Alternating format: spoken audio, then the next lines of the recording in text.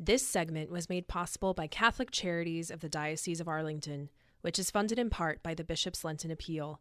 We thank all who support this critical appeal and the ministries it funds.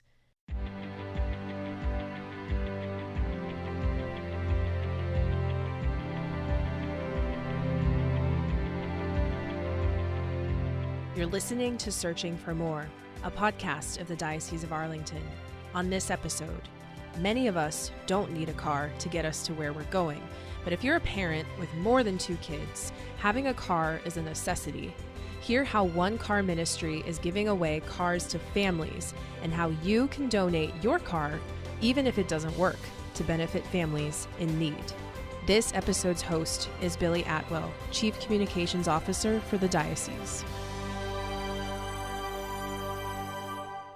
Brian, thank you for joining me on the podcast. Happy to be here. So with a last name like O'Connor, I have to think you're a good Irishman like myself. I am a good Irishman. Very good. So before we get into the main topic, talk a little bit about yourself. You know, were you raised in the faith? Where did you grow up? Those kinds of things. Sure. I was born in Bridgeport, Connecticut, and grew up there. Right after college, I wanted to go overseas, and I went with an organization called International Voluntary Services. Spent 2 years first with them in Laos. Then I went to work for USAID. But my goal was to join the CIA, and after 3 years in Laos with them, or with the IVS and USAID, I joined the CIA and immediately went back to Laos. I ended up spending much of the next 20 years overseas: Laos, Cambodia, Thailand. 5 happy years in Paris. Then I was in Mali for another 3 years. And then finally after that I came home and got married. Wow. Yeah. So I now live in Our Lady of Good Counsel parish and of course go to church regularly there. Very good, very good. So you're involved in this car ministry that's run by Catholic Charities. How did you get introduced to it? Well, after I retired, I had spent 46 years with the CIA. After I retired, I had realized I had been so fortunate in my life, I wanted to pay back. And I was looking around for something to do, and I talked to one of my I'm in the Knights of Columbus, and I talked to one of my fellow Knights. And he said, well, you really should go and talk to Art Bennett. Art is the head of Catholic Charities. So I checked out Catholic Charities a little bit, and I thought, well, maybe I could be a receptionist at the Christ House or one of the other activities. But Art sent me to talk to Sally O'Dwyer, who is the head of volunteers. And I made the mistake of saying to Sally, when she asked me what I wanted to do, I asked her what was her greatest need. And Sally said, well, we need someone to head up the car ministry. And I thought, what is she talking about? They're blessing the cars. I can't bless cars. You need to have a priest to do that. But I didn't say that. I said, well, what's the car ministry? And then she explains the program where we take in donated cars and give them out to low-income families in need. And I thought, well, I can do that. And I guess from working with the government, I was good at paperwork. So it's a lot of paperwork and taking phone calls and answering phone calls, but it is very, very fulfilling. We change people's lives by giving them a car. You can imagine what it's like living in this area without a car, particularly if you're a single mom with a couple of kids or a new refugee that's here with maybe a family of 4 or 5 or even more. We had one family recently with 9 children. So, wow. Yeah, a car can really make the difference. I mean, I could go on. There's a lot of stories I could tell you about with 9 changing children, people's was that lives. A bus? Well, we did. Well, another interesting story. We took in a 15-passenger van that someone was generous enough to donate to us. It was not something that Catholic Charities could use ourselves. Our office out in Leesburg, which we opened up about a little over a year ago, they had a family with 9 girls, ranging in age from about 3 months up to 18. Wow. And the only way they could get the whole family together was to have this a 15-passenger van with the 2 parents. They're very expensive, though. Very expensive. Well, the father has a good, he's working, but they didn't have enough to buy a van. So they got this van. Now they're able to go places together as a family. I mean, they only use it when they go all together. Right, right. But there's a lot of stories. Another one, we were just talking about the refugees. We gave a car fairly recently to a man. He would get up early in the morning and leave his home at 3 o'clock to walk to work because he had to be there by 6, and there was no public transportation that early in the morning to get him there in time. So summer, winter, he would walk 3 hours to get to work at 6 o'clock, and we were able to give him a car. You can imagine the change that had in his life. Oh, I mean, just the time back with your family, let alone the miles off your feet. Exactly. Yeah, and the refugee program is so interesting because so many of the refugees assisted our soldiers overseas. The reason they're refugees is they've been run out by the Taliban for assisting the United States. Wow. Just for backstory for our folks that are listening, from Iraq and Afghanistan, a lot of our refugees are from those two countries and assisted the military. Not all, but a good portion of them are. Virtually all the refugees that we give cars to are people who worked with the U.S. government in Afghanistan. Mm-hmm. Another story. So many of them speak good English. They've been there. Of course, they're self-selected because they worked for the military. They worked for the U.S. government and other roles. I asked one man why he decided at this point to come here. He said, well, the Taliban went to my home to kill me. I was not there, so they killed my brother. He said at that point, they killed his brother right in front of the family. And he said at that point he realized he had to leave, and that's why he came here. And a lot of them are like that. They know their lives are in danger. And they, as you mentioned, virtually all the ones that we give cars to have worked for the U.S. government. Yeah. And I'm very impressed with all of them. Now, you had mentioned also single moms and folks that are kind of struggling to get by. Is that a good portion of folks? That's the other large group. The two major groups, there's others, but the two major groups are refugees, these Afghan refugees in particular, and single moms. When I first started with this, I got shocked early on. I was sitting at our little table filling out the paperwork to give a car to a single mom, two kids. She was probably in her mid to late 20s.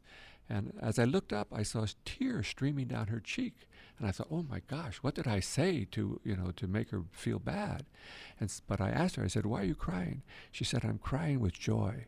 I have never had a car in my life, and this car will enable me to take better care of my children. It almost made me cry. Yeah, I can imagine. Another time I called a lady, this was before we have their current criteria, and I called her to tell her we have a car. She started crying on the telephone. Well, this time I knew kind of what to ask. I said, well, why are you crying? She said, well, I work 20 hours. This was before she got her car. I work 20 hours a week at night cleaning offices. I cannot make enough money to support myself. But last week, the week before I called her, she said, I had been to a car title company and applied for a job to go out and collect the funds for them. They offered me the job, but they said, you have to have a car. She said, well, I don't have a car. They said, well, if you get one, come back to us. So a week later, I called her with a car, and that's why she was crying, because she's now able to get a job, a full-time job, where she can make enough money to support herself. This area is interesting because there is a lot of public transportation, but if you actually look at the schedules of things, it's really unreasonable, especially if you have children or a family. It's really makes it an impossibility almost to use it at times. For some it works, but for a lot of folks it just doesn't, especially if you're in a rural area. There isn't public transportation. It's easy to kind of think inside the Beltway, in this kind of metropolitan area, but a lot of folks in our diocese do not have that luxury. You're absolutely right. Another story out by the West Virginia, as you know, the diocese extends from the West Virginia border from Stockton all the way down to the eastern shore. Right. And of course, each parish has their own social outreach person. So I got a call from social outreach person at one of the parishes out near the West Virginia border. She told me, we have a family. The father had it. It was actually just a couple, which is unusual that we wouldn't normally give them a car. But in this case, we were ready to, because we had a particular two-seater car a truck that we were prepared to give them. He had a car, but the car was in such bad shape, it broke down. He didn't have enough money to fix it. So for a while, he got people to give him a ride to his job, because as you say, there's no public transportation out there whatsoever. Right. But then he lost his job. The lady told me then the next thing is they can't pay the rent on many of them live in trailers, can't pay the rent on their trailer, then they get evicted. Next thing happens, they can't pay their phone bill, so then they're completely out of touch. So what these people would typically do at this stage, they buy a tent and they go up and live in the national forest, because that's all they can do. But now they're almost hopeless because they have lost their phones. They can't even call people to try to, find a job. Wow. And that's what happened. We were not able to contact them in order to give them this very old two-seater truck that we had. We were going to give them. It was a shame, but there's many stories like that. A car can change a person's life, and without a car, particularly out in that area and some of the rural areas, as you mentioned, you can't get a job. Yeah. If you're a single mom trying to get your kids out to school in the morning, and you have to get that bus to maybe take two buses or a bus and a metro to your job. If you miss the bus, you miss the transfer, you miss whatever, you show up late a few times, they tell me, I'm out of work. Yeah. But a car can make a huge difference to a family like that, just a huge difference. One thing that, just in my experience with Catholic Charities, not just in this diocese but others, is that they are really experts at assessing need. It's almost like need triage. And they can really assess who really needs something and who doesn't, or who's asking for this, but they really don't need that. They could use this, and then we can use that resource for someone who's truly in need of that. So how do you assess the criteria for someone he calls up and says, hey, I want a car. You don't just give them a car. What is some of the process or the criteria that goes into assessing needs so that if someone donated a car, that their car is going to someone who truly needs the vehicle?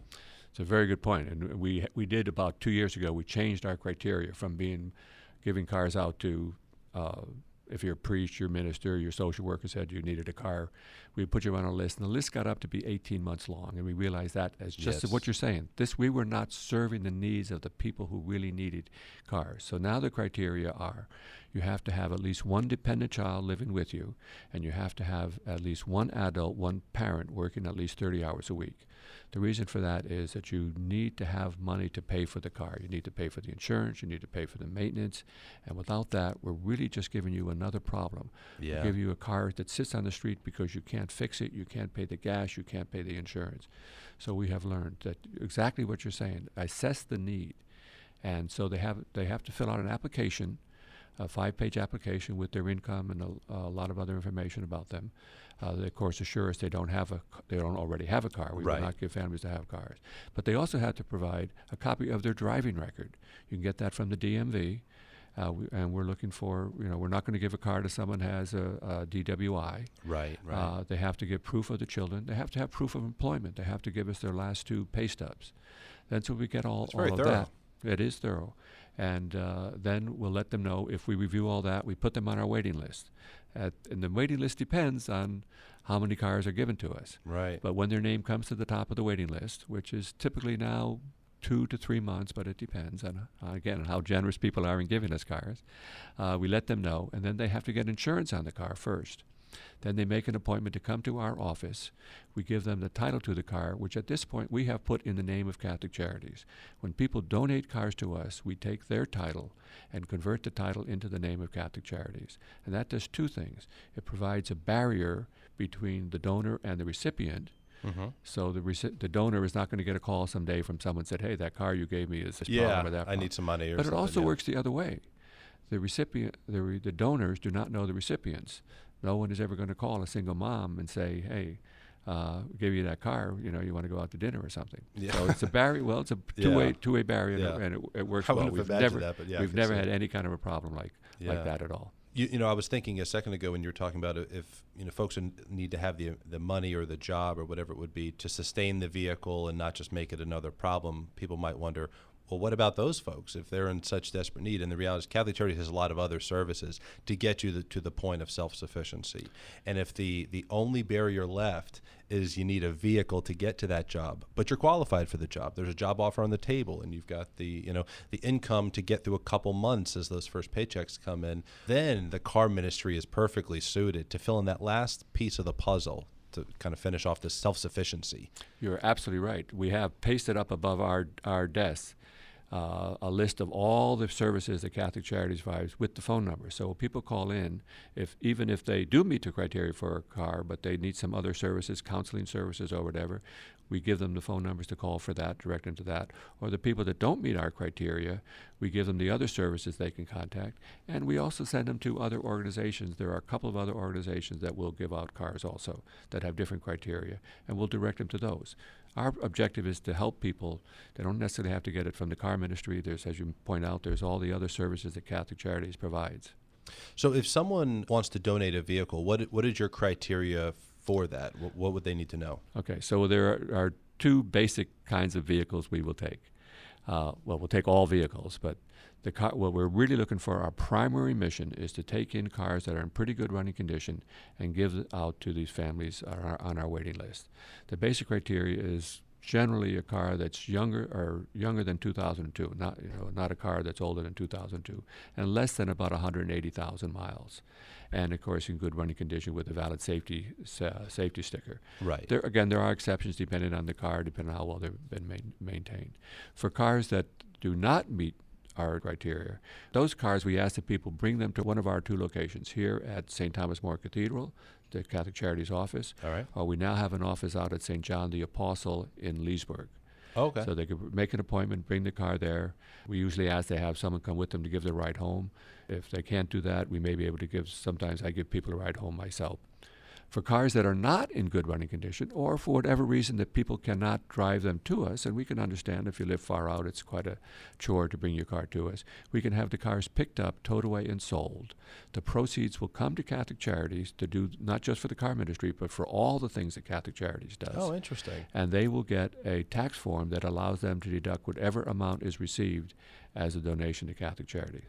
So we will take all cars, but our main mission is to take cars in pretty good running condition that we can give out, but any car we can have picked up and towed away. And so actually we can do that all over the United States, but obviously we're mainly focused on the diocese. Yeah, so for cars that are not in good working condition, that's more of a financial gift, right? It's more of an asset that's sold and converted. Right. But I want to emphasize, if someone has a car in pretty good running condition, but for whatever reason they cannot, and people have various reasons why they cannot drive their car in here, they're working, they don't have time, we can even have those cars picked up. We prefer to have them driven in here, but if they can't, we can have those cars picked up, towed away, and sold also. Yeah. And the proceeds will come for Catholic Charity to use for all the things that Catholic Charities does. That's great. How has this impacted you? So you've got these stories. You see all these people, refugees, single moms. This last piece of the puzzle is put in place. What has this done for you in just your own faith life? As I tell people, I get more out of this than the people who receive the cars. Being able to help other people and see the joy that people and how you have changed a life. This is the greatest thing that I get out, and what keeps me motivated every day to come here 2 days a week to do this. It really is. It has introduced me to, frankly, I had never thought about what life would be like here without a car. Well, most of the people I know have cars, but as I hear the stories of people, it has really opened my heart, my mind, to how many people are living and how many people need help, and what a little bit of help, not just from the car ministry, but all the things that Catholic Charities does, can make a difference for people. It really does have a tremendous impact on a lot of people's lives. That's very good. So there's a place where they can drop off cars here in Arlington? In Arlington, it's actually at Catholic Charities office, which is at St. Thomas More Cathedral, 200 North Glebe Road. And we ask them to set up an appointment. They can either contact us at our phone number, which is 703-841-3898. They can contact us through the Catholic Charities website, ccda.net. We have on there a button you can choose to donate your car, and you ask for your name, your address, your phone number, your year and make and model of the car, and then we'll contact you. Or they can contact us directly at our email address, which is cars, C-A-R-S, at ccda.net. So there's 3 ways to. And that other drop-off location is St. John's in Leesburg. The other is St. John the Apostle Church, right in the center of Leesburg. Very good. Thank you so much. I appreciate, one, you sharing your stories with us, Brian, but also for your work. I mean, just for the time that you put into this. You're retired. You could put your time into anything else you want, and you would be entitled to that after a long career. Well, thank you. Especially with the CIA, like you said, with all the bureaucracy there. But you put your time to this, and we're grateful for that. Thank you so much. Thank you for listening to Searching for More. If you enjoyed this podcast, please write a review on iTunes, Google Play, or Stitcher. Also, make sure you follow the Diocese and the Arlington Catholic Herald on Facebook, Twitter, and Instagram. And subscribe to our YouTube channels for regular videos that will inspire, educate, and inform you about the Catholic faith and our diocesan community.